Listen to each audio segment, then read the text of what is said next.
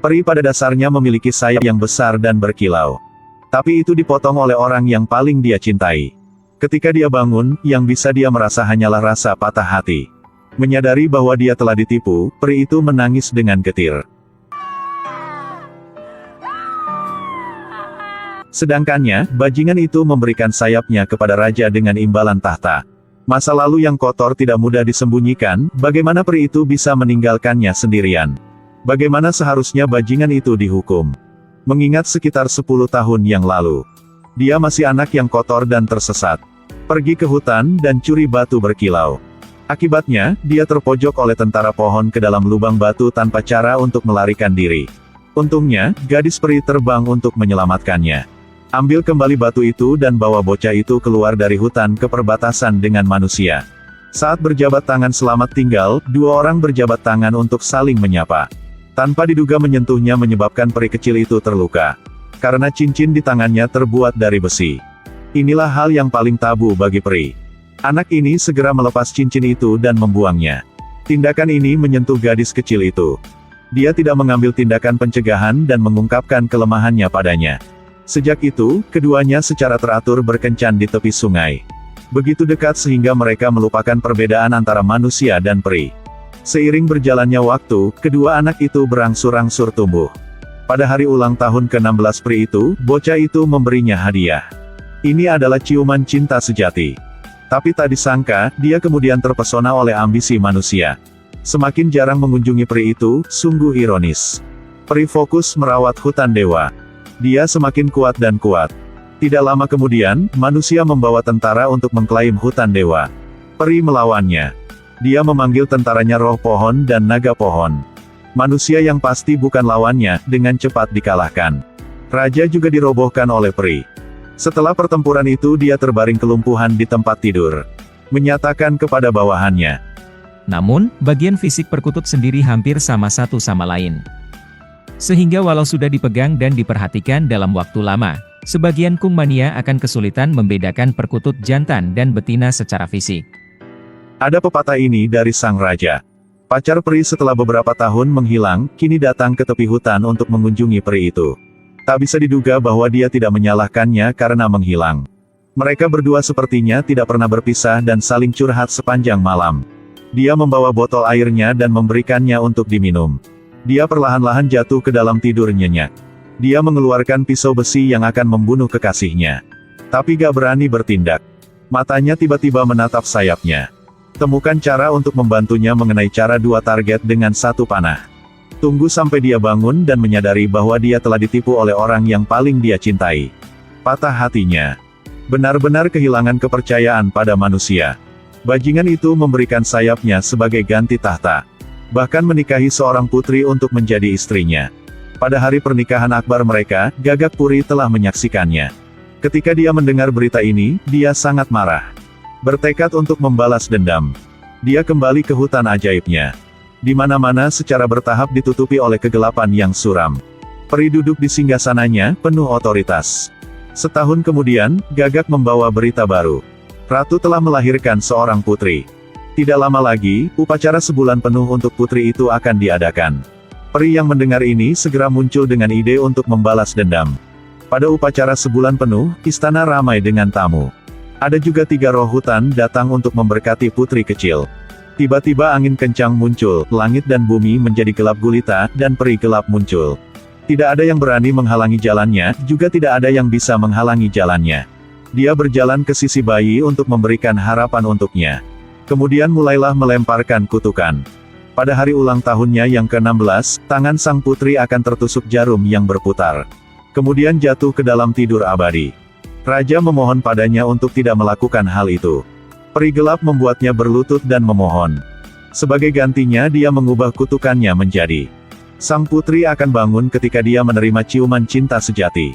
Kemudian dia kembali ke hutan dewa dan membentuk dinding untuk mengelilingi hutan. Raja memerintahkan semua pabrik pemintalan dibakar. Lalu biarkan malaikat membawa sang putri keluar dari kastil untuk dibesarkan. Tapi bagaimana cara melewati mata peri gelap? Dia mengawasi setiap gerakan mereka. 3 malaikat yang tidak tahu apa-apa tentang pengasuhan anak. Dia sangat lapar sehingga dia menangis dengan suara serak. Tetapi mereka memberinya wortel. Putri kecil menangis tak berdaya. Peri juga sakit kepala. Di tengah malam, dia mengirim burung gagak untuk membawa nektar agar memberi makan bayi itu. Dengan demikian, sang putri secara bertahap tumbuh di bawah perlindungan peri. Terkadang dia begitu asyik menangkap kupu-kupu sehingga dia lari ke tebing. Peri selalu mengawasinya. Memanggil pohon untuk menyelamatkan bayi dari jatuh sampai mati. Jika kebetulan putri kecil bisa melihatnya, dia segera menunjukkan kesombongannya yang kejam dan mengusirnya, berpura-pura bahwa dia benar-benar membenci anak-anak kecil. Tapi bayi itu terus mendekat dan memeluk kakinya. Setelah menuntut untuk digendong, dia juga main-main meraih tanduk peri. Sang putri bertahap-tahap menjadi segadis muda yang ceria. Suatu hari dia tidak sengaja mengembara ke tepi hutan dewa. Peri menggunakan sihirnya untuk membuatnya tertidur dan kemudian membawanya ke dalam. Gadis yang kebingungan terbangun di tengah hutan yang aneh. Dia terpikat oleh pemandangan ajaib di depannya. Tiba-tiba roh bersembunyi, peri gelap muncul. Dia segera menyadari bahwa dia adalah ibu perinya. Bahwa meskipun dia tidak pernah muncul, dia selalu merasakan perlindungannya. Optimisme gadis itu membuatnya bingung dan tidak tahu apa yang harus dilakukan. Saya harus menggunakan sihir untuk membuatnya tertidur dan mengirimnya pulang rumah untuk tidur. Tidak menyangka bahwa keesokan harinya dia akan datang dan bermain dengan roh lagi. Dia mengingatkannya pada masa kecilnya.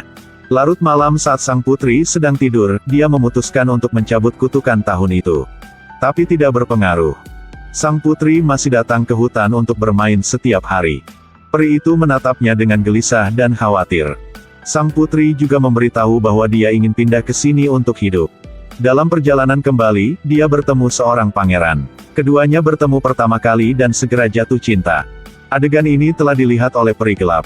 Ketika dia sampai di rumah, dia memberitahu ketiga malaikat bahwa dia ingin pindah. Mengancam mereka hingga mereka mau pingsan, sekarang katakan padanya bagaimana dia dikutuk oleh peri itu. Tidak mempercayai kata-kata mereka, sang putri berlari untuk bertanya kepada peri. Patah hati oleh kenyataan pahit, dia berlari kembali ke istana kerajaan.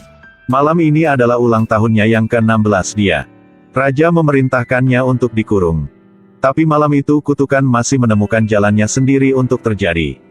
Sang putri menyentuh ujung jarum dengan jarinya. Jatuh ke dalam tidur abadi. Kutukan tahun itu menjadi kenyataan tetapi sekarang peri ingin mematahkannya. Dia membawa pangeran dengan antek untuk masuk ke kastil. Sang putri sedang tidur nyenyak, sang pangeran mencium bibirnya dengan lembut. Tapi tidak berhasil apapun. Tunggu dia dan tiga bidadari pergi. Peri yang duduk di samping tempat tidur diam-diam meminta maaf kepada gadis kecil itu. Tapi setelah dia dengan lembut mencium keningnya. Ciuman cinta ibu anak yang murni telah mematahkan kutukan. Mereka berdua ingin meninggalkan kastil dan kembali ke hutan. Tiba-tiba, di tengah kastil, ada jaring besi yang sudah terbentang dan jatuh. Para prajurit bergegas keluar dan ingin membunuh peri gelap. Dia memiliki kekuatan untuk berubah menjadi naga hitam. Meskipun dia memiliki kekuatan yang sangat besar, dia dicengkeram kelemahannya. Peri gelap dengan cepat dikelilingi oleh pasukan musuh. Raja dengan baju besi lengkap ingin membunuhnya dengan tangannya sendiri. Di sini sang putri menemukan sayap peri terpotong dulu. Pada saat genting, memegang pedang tahun itu sekali lagi menunjuk padanya. Kilatan cahaya, sayap peri telah kembali. Kekuatan aslinya telah dipulihkan. Peri itu sendiri yang membunuh seluruh pasukan besi. Raja memeluk kakinya tetapi diseret sehingga dia terbang ke langit. Peri gelap dengan sengaja melepaskannya dari atas menara. Dia ingin semua hal berakhir di sini. Tetapi ketika dia membalikkan punggungnya, dia bergegas dan menikamnya sekali. Dua orang berkelahi dan jatuh bebas. Pada akhirnya hanya raja yang merugikan dirinya sendiri. Kemudian peri menghancurkan dinding di sekitar hutan. Roh-roh senang hidup bebas bahagia. Putri manusia menjadi putri hutan dewa. Cerita berakhir di sini.